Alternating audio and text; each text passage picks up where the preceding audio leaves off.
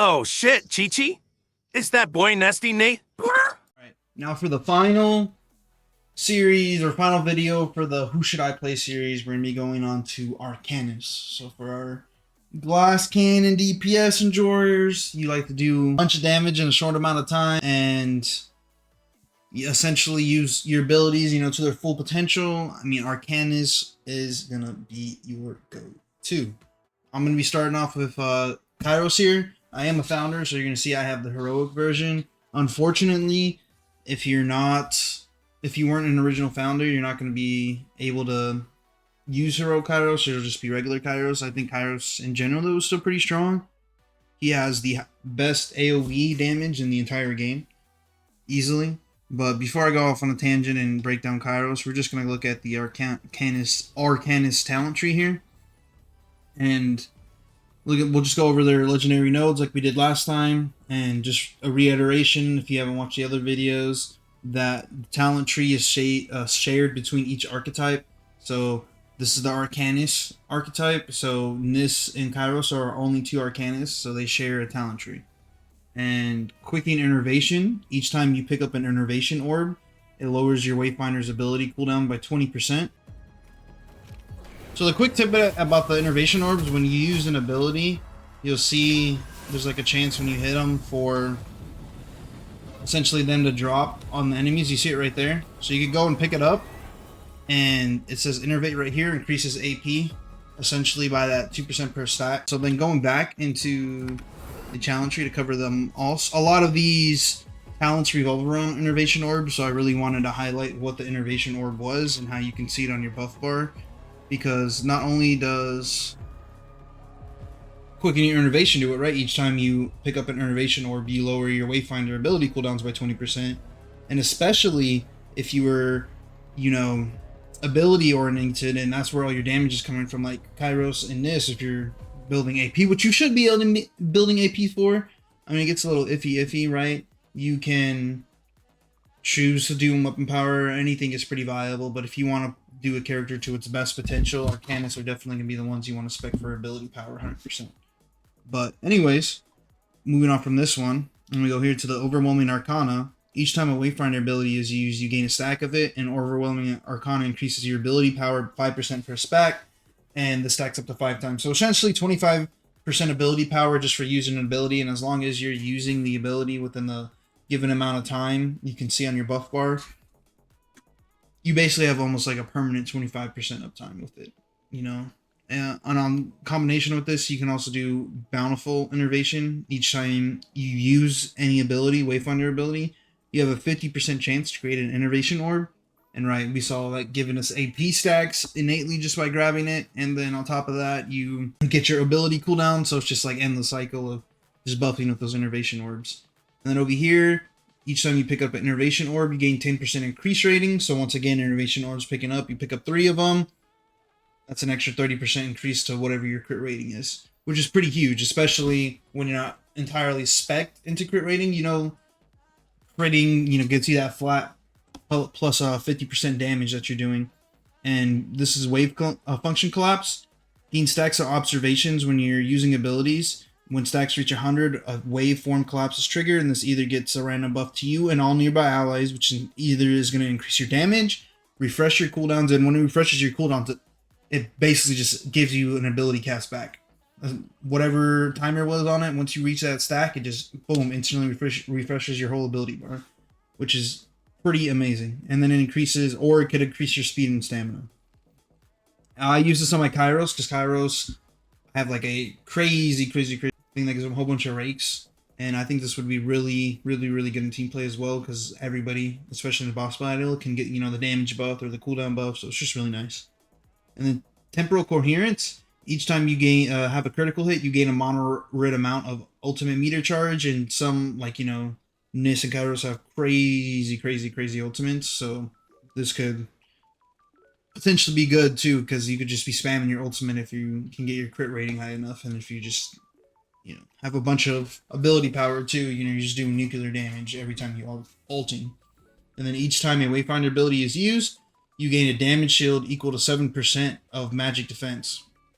So anytime you use an ability, you'll get like a shield And then so you'll get just the white bar above your HP bar, and that will be an indication of a shield that you have. And then reactivity is you gain a damage shield equal to 30% of your magic defense after using your ultimate, and if you're hit while you have an active damage shield, you deal damage equal to 25% of your magic defense back to your attacker. So you kind of innately stack a lot of magic defense.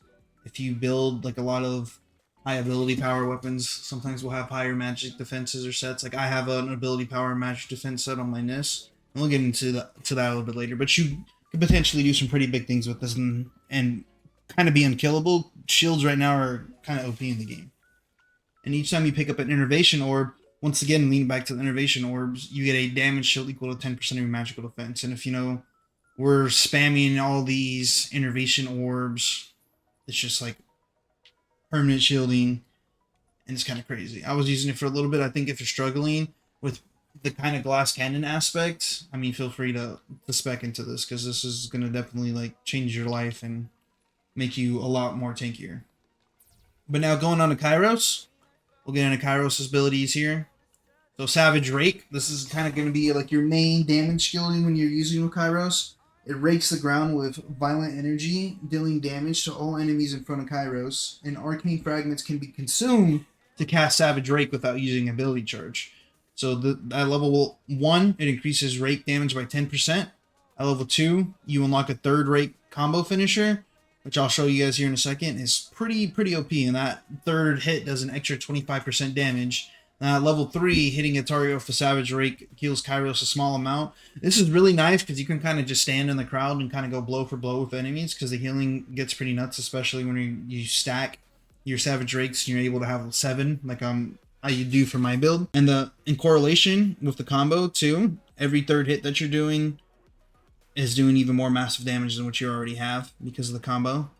And then going back to the healing, I feel like in higher, like, you know, when you're doing heroic a lot, they have a lot of like one-shotty mechanics, so it's not really gonna save you too much. It is nice to not be able to have to stop what you're doing and not pop a potion, but I think if for higher tier plays, you're probably just better off popping a potion, or if you're playing with a team, you know, Grateful Hilly or Venomous Willy. And then Arcane Focus character ability marks enemies in the immediate area, so everybody that's around that hits in that area of effect, as you see it on the video. And the mark increases in power as the mark target is hit. So as you're hitting the target that has the mark above them, it's increasing the power and the damage it's going to do. And then after reaching max power, or just after 8 seconds, it'll explode and deals damage based on the power of the mark. So essentially how many times you hit it. Level 1, it increases explosion damage by a moderate amount. And at level 2, it increases the effect radius, so it makes it a larger kind of AoE, more focused skill. And at level 3, it deals a small amount of damage each time you're hitting the target. And I don't use this one. It was buggy a lot in early access, so I never really used it. I haven't really played around with this too much. This can potentially, you know, be some pretty big damage, but I am just so much of a fan of the rakes, and then once you guys play Kairos a little bit, you guys would kind of understand it too, I think. But Siphon Radiant, another one of my favorite skills for Kairos. I mean, like, honestly, just like his whole kit's kind of amazing. But Siphon Radiant, it releases a wave of energy, and any enemies that are in this field of effect, they get that. You see how it just kind of, that line, or like it sucks a soul. Pause, no diddy. It releases a wave of energy around Kairos that deals damaging enemies and absorbs arcane power, reducing cooldowns and granting an arcane fragment. For 2, I have it to where I get a fragment for every enemy hit. So at level 1, it reduces the cooldown reduction by 50%. Crazy. And level 2, Siphon Radiant generates 1 fragment per enemy hit up to the fragment cap. So whatever your fragment cap is. And then at level 3, increases damage taken for 10 seconds. So whoever you Siphon Radiant takes damage, increased damage for 10 seconds. And then moving on to his ult. This deals massive damage to enemies in a large radius around Kairos. And at level 1, it slows enemies by 50% for 6 seconds. And at level 2, it generates an arcane fragment per enemy hit. And at level 3, it just does a flat damage increase to the ultimate by 15%. And as you see, a hand comes down from the sky and just annihilates like everything in front of you. It's pretty dope to see. And then going into his passive, Arcane Fragments grant extra charges of Savage Rake, generating arcane fragments by hitting enemies with Siphon Radiant, landing combo finishers, or shooting Eagle Eye targets. So every time you're doing a combo finisher, or landing an Eagle Eye Shard, you get that Arcane Fragment that rotates around you. And every Arcane Fragment that you have extra gives you another Savage Rake charge. So I have it right now for 7. So I get 7 Arcane Fragments at max that I can hold at one time, and then just kind of just boom, boom, boom combo like on a boss or elite enemy, or just to all the enemies that are around me. And then going into his Affinity Tree, we'll go to his perks. Ultimate Orb. Each Arcane Fragment that is consumed by your Savage Rake will slightly charge your ultimate meter. Hit against a target with Arcane Focus will slightly charge your ultimate meter. So that ability I was talking about, you know, you do the ball, everybody that's in effect that gets like a little icon above their head, and that's how you know when you hit them, it does damage to them.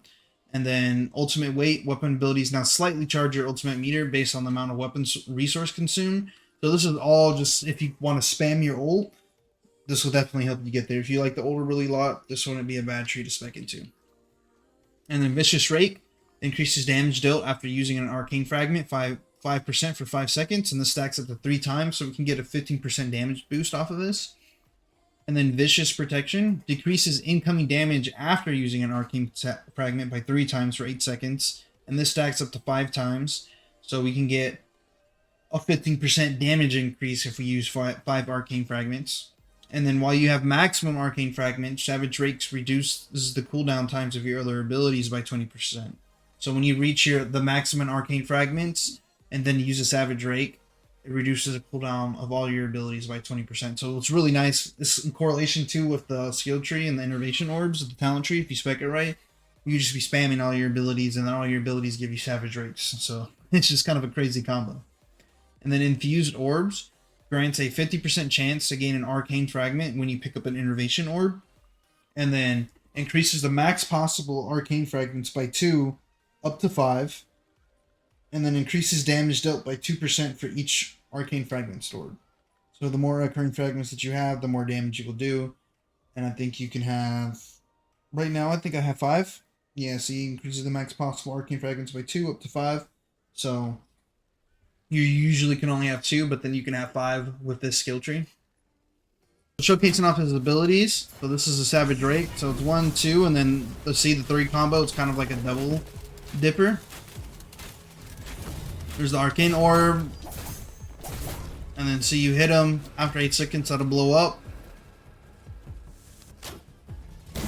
Boom. And then you have the Siphon, which is really cool. See, I just boom. Suck everybody in, gives me Arcane Fragments, and I can just boom, boom, spam my combos. And then here's the ult. Hand of Death rains down from the sky and just nukes everything. And it also gives you more Arcane Fragments. So you see how the dark orbs are like floating around me? You should see one right there to like the left. It's right here. Siphon, it goes boom, boom. And then every time you see that kind of screen shake or flash, it's from the observation tree. That's what I'm saying.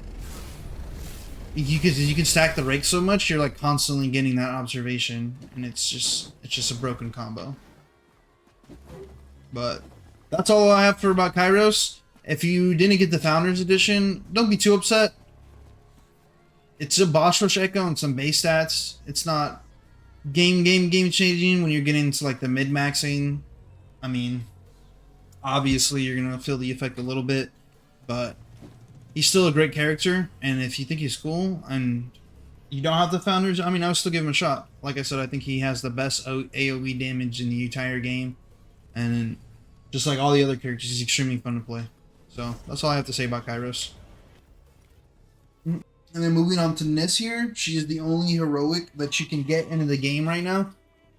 Eventually, all the other characters will have heroic versions as well, but as of right now, she's the only one that does have a heroic version. And just to get a little bit into what heroic does, is you get a boss rush echo, an extra boss rush echo slot. So normally characters will have 2, but the heroic versions will have 3. And then she has like a little bit higher base stats as well compared to the other Wayfinders. And then going into her abilities, your main damaging ability, which is Shadow Step. You dash in a single line and you deal damage along the way. Then after a short delay, a Gloom Cone will dash from your initial position to you and then deal damage to enemies as it passes through. So you saw in like the video when she dashes and then that little clone dashes back to her as well. So it's kind of like a double dip in damage with that. And then at level 1, using a Shadow Step increases ability power by 10% for 6 seconds. And then dashing through an ally will grant them this effect as well. So if you can time it or position yourself to where you're dashing through an enemy and then an ally as well, you'll be buffing your team, giving them additional ability power for that 6 seconds as well. And then level 2, the clone has 50% more piercing. And by piercing, it's just piercing through the resilient shield. So it has 50% more damage. Like if the resilience is all the way up and you haven't broken the resilience yet, it pierces up through that. So it kind of ignores some of the defenses of it. And then at level 3, it increases the damage of the follow-up attack by 50%. And then going on to Vengeful Shade, briefly becomes immune to attacks while damaging enemies around this. And then if you follow up with light or heavy attack, causes her to slam back down and do kind of like a little tornado. And then further damages enemies with that. And then if you follow up that with a dodge, she backflips away. So it's pretty cool. And then at level 1, you performing the follow-up, so using the light or heavy attack, reduces the incoming damage that you take by 30% for 8 seconds. At level 2, it's just a flat damage increase. And at level 3, when you do the backflip, the backflip follow-up refreshes half of a Vengeful Shade cooldown. And so basically refreshes half of this, and then the follow-up slam grants you a Shadow Step. And then going on to her Umbral Aura, and this is empowered by Umbral magic, causing her next 3 dodges to pierce a nearby enemy with shadow. And then nearby allies are also empowered for 1 dodge. So when you see that kind of marking around her feet, you can dodge, and it just does damage to an enemy, random enemy that you, or the closest enemy that you are near. And at level 1, it refreshes the charge of Shadow Step when you use it. And at level 2, Umbral Aura damage gains 50% piercing. And at level 3, it grants an additional stack of Umbral Aura to this, and the allies increasing the maximum number of Umbral Aura stacks up to 4. So I think potentially if you're playing like in a team of 3, getting this all the way would be like absolutely bananas. Like the potential with this is kind of crazy. Especially moving on our ult here. Gloom Shroud for 8 seconds Shadow Step can be used at no cost. So you can just spam your Shadow Step for the entire 8 seconds, like on no cooldown, just repeat. It's pretty cool. And she does that little Naruto gang signs animation. Absolutely fire. So that level 1, while you have your ult activate, you gotta have 100% piercing, so you just straight up ignore any resilience that they might have. So it's like their resilience is broken for you. And at level 2, dashing while in Gloom Shroud causes a nearby enemy to be pierced by shadow as if you casted Umbral Aura as well, and this does not consume any Umbral Aura stacks that you might have. And then level 3, after the Gloom Shroud ends, all nearby allies gain 3 stacks of Umbral Aura, and you gain max stacks as well. So like if you have this increases the maximum stacks you have up to 4. So this would just refresh you to 4, and then all your allies would get 3 stacks. So it would just be like, it's just absolutely bonkers, you know? Your teams could all just be dodging, just doing hella freaking damage. So I think potentially there's like some crazy team combos you could do here, for sure. And then going into her passive, after dodging, you just gain AP for 5 seconds, and it stacks up to 3 times. So that's her passive. As long as you just keep dodging, you could essentially just have like a permanent 50% AP. It's pretty wild. That's her Lingering Shadows. Or it's not 50%, it's 6% AP, my bad. But kind of showcasing her abilities real quick. There's a combo you can kind of do right now. Just because there's not really super hard content in the game, I'm not really specking into her ult. But usually the combo is you just dash. You activate your Umbral Aura, you get another 2 dashes. Then if you do your Shade, you back. And then that's the combo right there, right? So if you just light or heavy attack, it does that twirl, and then it gives you another shadow stack. So boom, I have my shadow stack up, cast it, I get another 2, right? Boom, boom, boom. I do here, I do my Shun, and doom. And it's like you constantly just have your Lingering Shadow stacks up, and you're just doing massive damage. But Arcanists, just in general, are absolutely crazy burst DPS. If you love burst DPS, love just using your abilities more than anything, my weapon is basically just for show on both my Kairos and my Nis. You use the weapon a little bit more of Kairos depending on kind of the build you're going for, but Yeah, I mean, it's just absolutely bananas the amount of DPS you can do with Arcanist right now. But that's it for my Who Should I Play series. So we're going to be start getting into builds tomorrow. I'll probably drop my Nis build first, just because she's completely min-max, right? I have all the purple echoes on her. I have everything kind of fucking just straight completed. So we'll be going Nis first, and then I'll kind of do some votes to see what you guys want to see next. But I hope you guys enjoyed the video. If you guys did, make sure you like and subscribe. I'll drop, you know, covering the new characters as they kind of get released in the future as well. So make sure you guys stay tuned. But that's all I have to say.